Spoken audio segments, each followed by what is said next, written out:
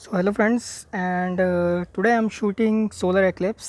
आप पर देख सकते हैं, अब तो ऑलमोस्ट ख़त्म ही हो चुका है सोलर एक्लिप्स। बट मैं इसको 10:30 बजे से मैं 10:20 पे मैंने स्टार्ट किया था।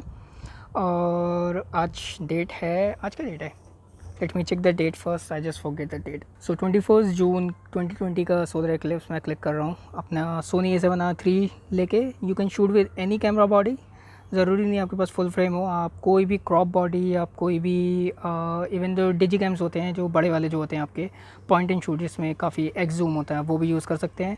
I am using 7200 mm right now, but if you have 400 mm और 600 mm तो ज़्यादा अच्छा है। वरना आप नॉर्मल जो आपके क्रॉप बॉडी के लिए 70, 300, 55, 250 ऐसे लेंसेज जो आते हैं वो भी यूज़ कर सकते हैं। कोई भी आपको जूम लेंस की ज़रूरत है, because you need high focal length, क्योंकि आपको सन जो है वो थोड़ा छोटा चाहिए, इतना सा चाहिए, तो वो आपके हाई फोकल लेंथ से ही आएगा। So and I am using this ND filter. Usually कहते हैं कि आपके पास सोलर फ़िल्टर्स होने चाहिए टू कैच ऑल दो सोलर फ्लेज जो निकलती है ना, जब पूरा रिंग बनती है या डायमंड जब बनता है, जो आपने सोलर फ्लेज देखी हैं वो सोलर फिल्टर्स की वजह से आते हैं। But because I don't have a solar filter and I want to shoot, so I am using my ND 20 stops. You can see 20 stops NiSi का फ़िल्टर मैं यूज़ कर रहा हूँ। आप चाहें तो ये डबल 10 स्टॉप यूज़ कर सकते हैं, बट वो थोड़ा सेफ़ नहीं होता सेंसर के लिए, because you are shooting directly आपकी लाइट जो है आपके सेंसर के ऊपर पड़ रही है, तो आपका सेंसर ख़राब हो सकता है। तो एक चीज़ और हमेशा याद रखिए कि आप कभी भी डायरेक्टली व्यू फाइंडर से, जो आपका ये ये होता है व्यू फाइंडर, EVF हो चाहे कोई भी व्यू फाइंडर हो, आप उससे नहीं देखेंगे। हमेशा आप LCD में ही अपने शॉट्स को चेक करेंगे, क्योंकि डायरेक्टली अगर आप आपकी आँख से अगर आप इस व्यू फाइंडर से देख रहे हैं तो इसकी जो रेज़ आएंगी ना एकदम से, वो आपकी आँख को ख़राब कर सकती है।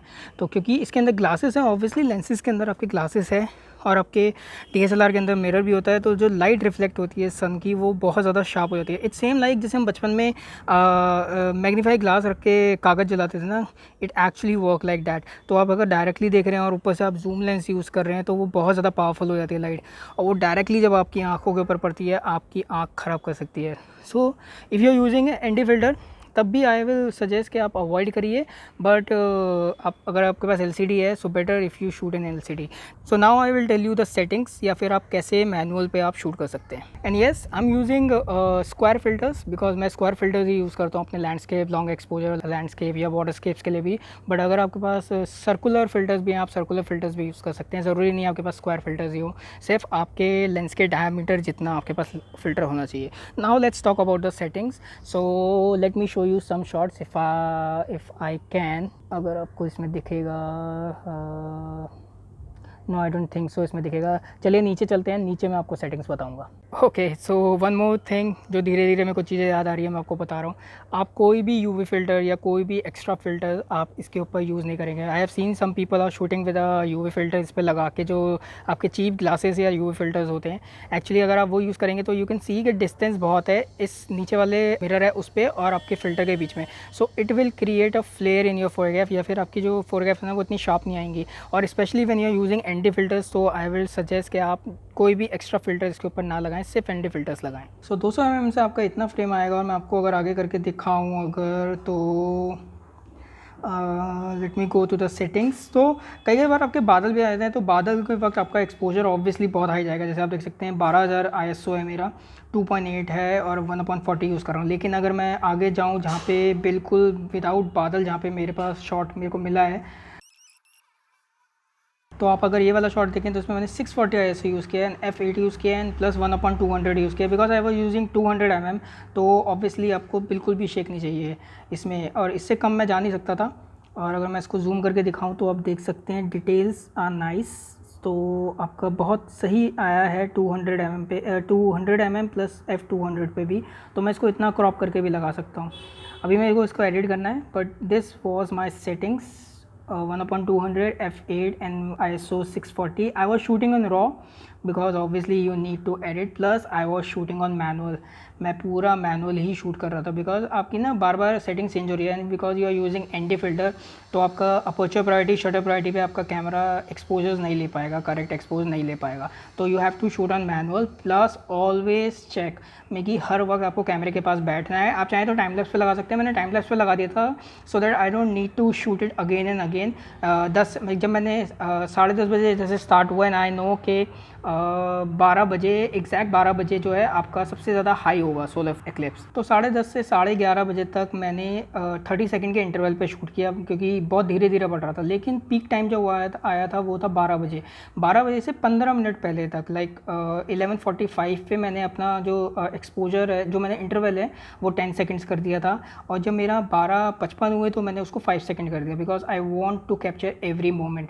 And that's how you can actually change the interval time as well as the exposure. Because क्या होगा, जैसे ही आपकी जो जब आपका रिंग बनना स्टार्ट होगा ना, तो आपका जो एक्सपोजर है वो ऑटोमेटिकली डाउन होना शुरू हो जाएगा, क्योंकि लाइट बहुत कम मिलनी शुरू होगी। तो आपकी सेटिंग्स हमेशा चेंज होती रहेगी। लेकिन जब सन फुल होगा तब आपका एक्सपोजर अलग होगा, और जब अब वो कम होगा तो आपका एक्सपोजर ज़्यादा होता रहेगा। So that's how you can check कि आपका क्या एक्सपोजर आ रहा है। एंड आई विल सजेस्ट कि आप हमेशा डार्क शॉट्स में ही लें। लाइक बिल्कुल क्रिस्प आपका तभी आएगा जब आप उसको शटर स्पीड हाई करके लेंगे। तो कहाँ गया मेरा सन बाबा, आ जाओ। यस। सो अगर आप यहाँ देखें तो ये क्रिस्प इसलिए आया है because I was using f8 plus as well as 1/200 shutter speed. अगर मेरा शटर स्पीड थोड़ी ज़्यादा होती तो यहाँ पे आपको ना बहुत ज़्यादा हल्की हल्की लाइट दिखनी शुरू होती। So if you don't want that light, you have to make a silhouette. So I am so happy with the shot. And if you have any other questions regarding solar eclipse, so you can comment below. I will try to reply them as soon as possible. And don't forget to check my shot. I will leave a link of that shot on my Instagram in the description as well. So आप जाके देख सकते हैं, and do comment below कि आपको कैसा लगा है shot. Thank you so much.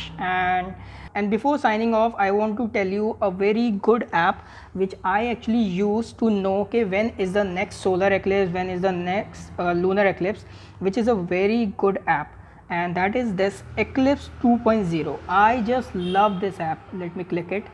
सो आप देख सकते हैं यहाँ पे solar eclipse, lunar eclipse, planetary transits भी इसके अंदर अवेलेबल है। ऑब्वियसली मुझे सोलर एक्लिप्स शूट करना था और मुझे फ्यूचर अपडेट्स देखने हैं। सर्च बाय इवेंट भी आप देख सकते हैं, सर्च बाय लोकेशन। अगर आप सर्च बाय लोकेशन में देखें तो यहाँ पे मैंने इंडिया न्यू दिल्ली डाल रखा है, एंड करंट है। एंड इसके अलावा फ्यूचर, आप चाहें तो फ्यूचर अपडेट्स पे क्लिक कर सकते हैं, या फिर आप ऐसे अगर मैं फ्यूचर पे करूँगा तो आई डोंट थिंक कि मुझे ये अब वाला दिखाएगा जो आज वाला हुआ है 2021 वाला।